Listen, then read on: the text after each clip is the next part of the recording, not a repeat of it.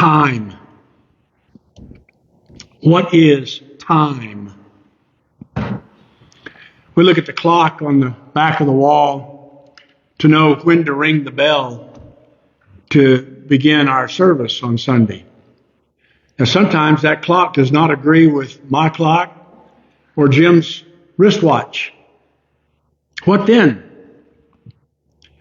Does anybody really know what time it is? The band Chicago released a song with that line in it in 1969. The question and the lyrics of that song ask the listener to go deeper than just noting the minute and hour on the clock. I've noticed that even though people are regularly checking the clock or their timer device, that they don't really know what time it is. I can see somebody look at their clock, however it is, phone, watch, whatever. I can wait for a minute and ask them what time it is, and they don't know. They have to look again. Now, why is that? I'm not positive on this, but I think it is because they are checking to see how long until or since something is important to them. When a preacher is speaking and you look at your watch, you're checking to see how much longer, not what time it is. When you're waiting for someone and you check the time, you're checking to see how late they are. You're not looking at the correct time. Now, there's an interesting statement made in Romans that we read just a moment ago, where Paul says in Romans chapter 5 and verse 6, "For while we were still weak or still sinners, at the right time Christ died for the ungodly." The right time? What is that? From our perspective, we know that it was about 2,000 years ago, or 4,000 years after the first recorded sin in the Bible. In the gospel record, we are given almost the exact clock time that Jesus died.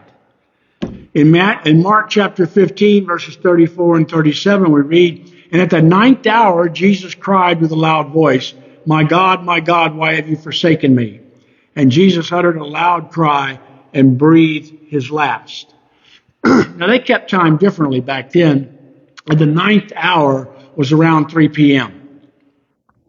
However, Paul, in his statement, was not referring to the exact clock hour that Jesus died, but the correct season.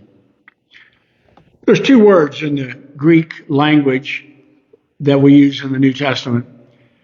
Two words for time. One means the clock, and the other means the season. When going to work or keeping an appointment with the doctor, knowing the hour is important.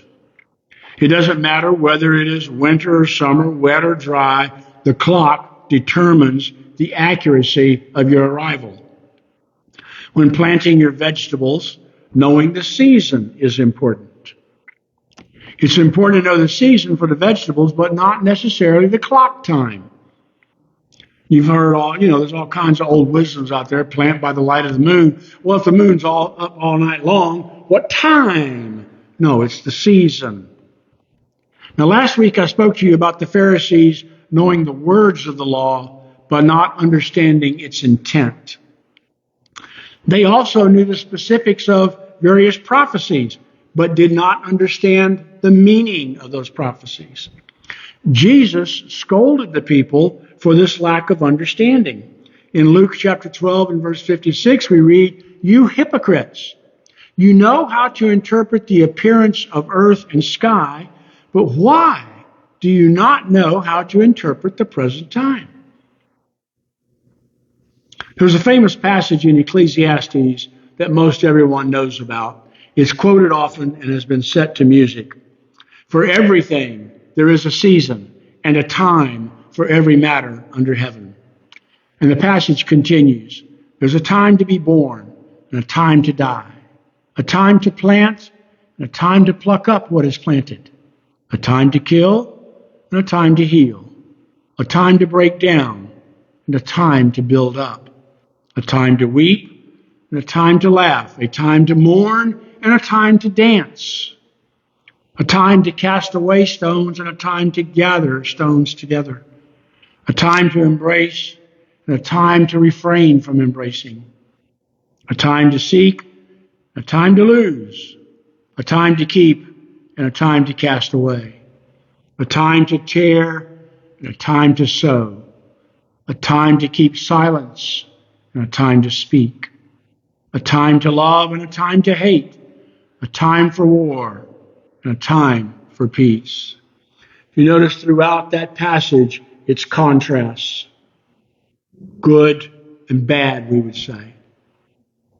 The Septuagint translation, which is the Greek translation of the Old Testament, written about 300 years, 250 years before Christ, the Septuagint uses the word for season throughout that passage.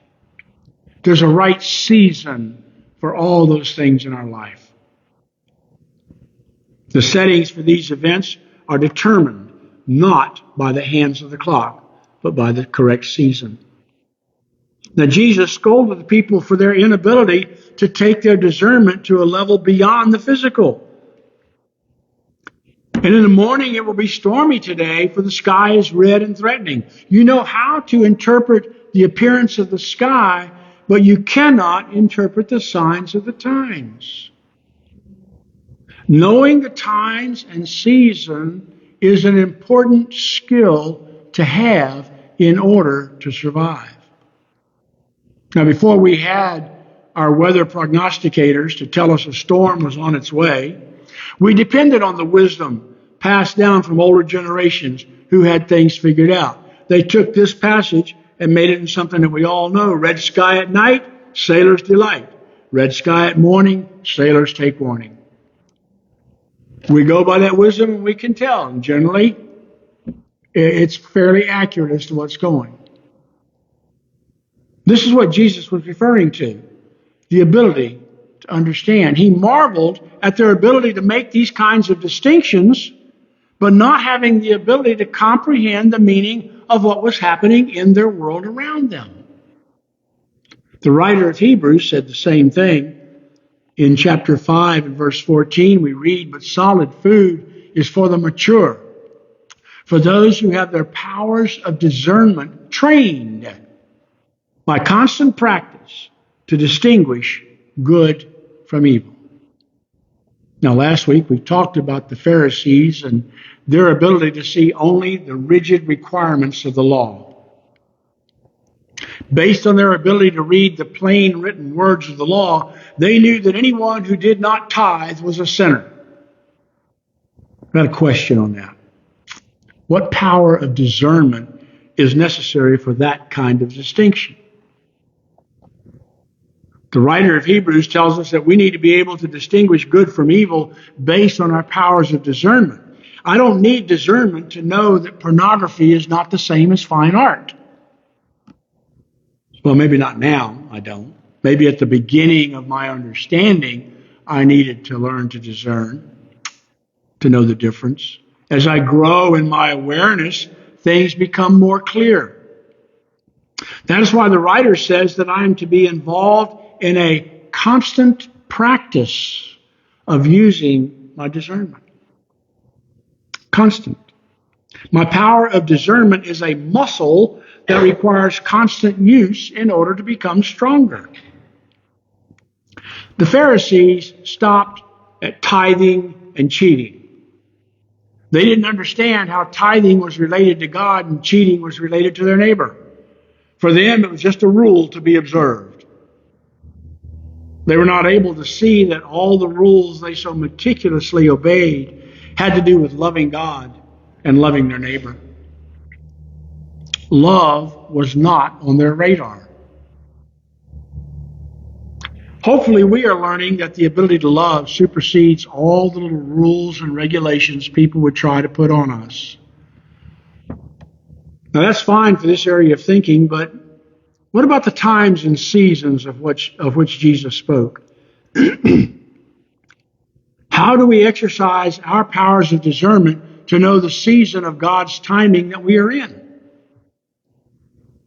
Now, I've lived long enough, walked with the Lord long enough to realize that every time a major news event occurs, there are plenty of preachers who bring out their charts to show us that the rapture is about to happen.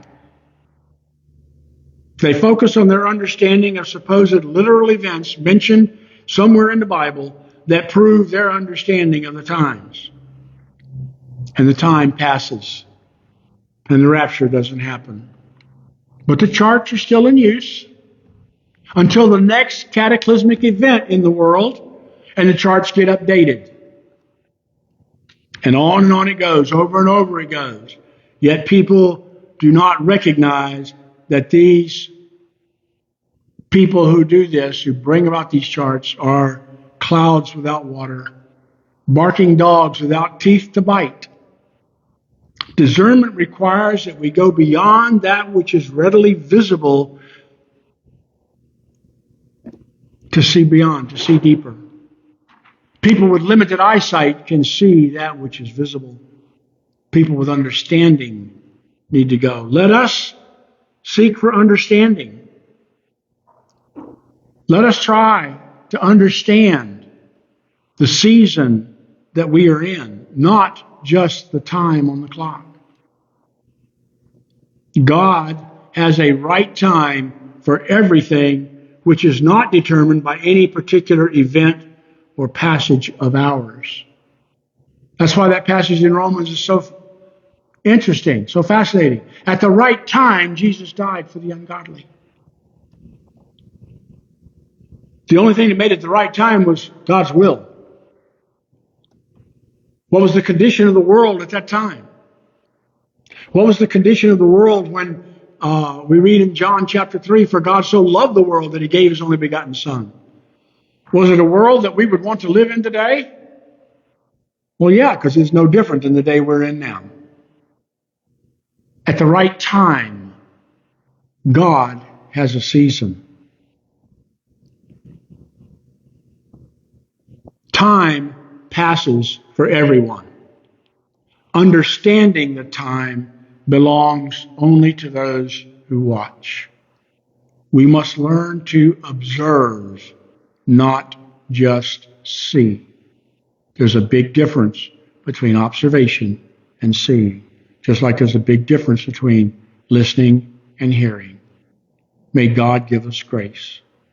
Amen.